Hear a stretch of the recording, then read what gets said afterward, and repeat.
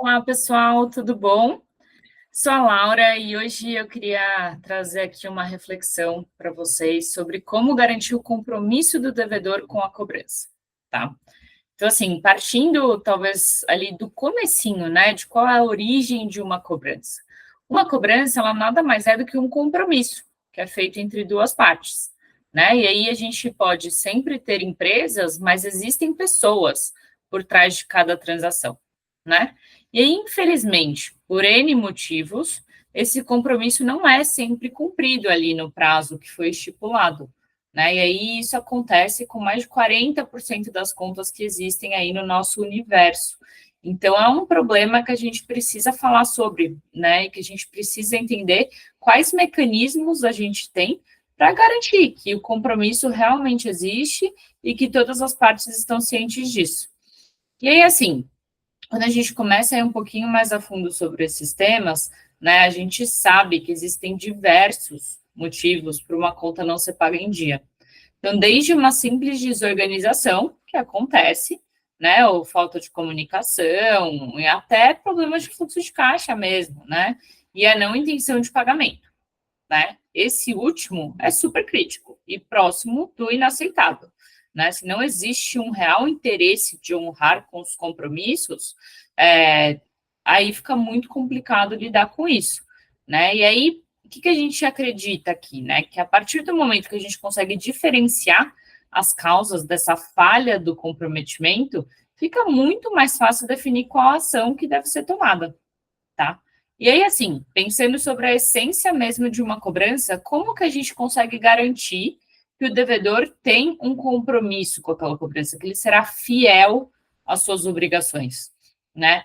Então, a gente, para responder essa pergunta, a gente traz alguns temas aqui, né? E existe um universo de possibilidades, mas a gente entende que a resposta começa com a comunicação, né? Então, primeiro, é essencial garantir que no momento da efetivação daquela transação, existe um comunicado informando sobre o compromisso. E aí, preferencialmente, via mais de um canal, né? Então, por WhatsApp, por e-mail, por exemplo, né? E a gente tem vários outros canais que podem ser utilizados, mas esses são bons exemplos. Depois, os lembretes preventivos, eles são essenciais para garantir que a saúde do relacionamento vai continuar, né? Então, sempre prevenir, garantir que antes daquele vencimento, a gente está avisando o devedor de que existe ali um compromisso que ele, né, se comprometeu com aquilo efetivamente, que ele vai ter que honrar, né? E aí, a partir do momento que a conta ficar vencida, a gente tem alguns indicadores chaves que nos ajudam a entender, né, se tem uma falta de comprometimento mesmo, ou se existe uma intenção de acertar os compromissos. Então, trazendo alguns exemplos aqui, né, para dar um pouco mais de luz ao que a gente está falando.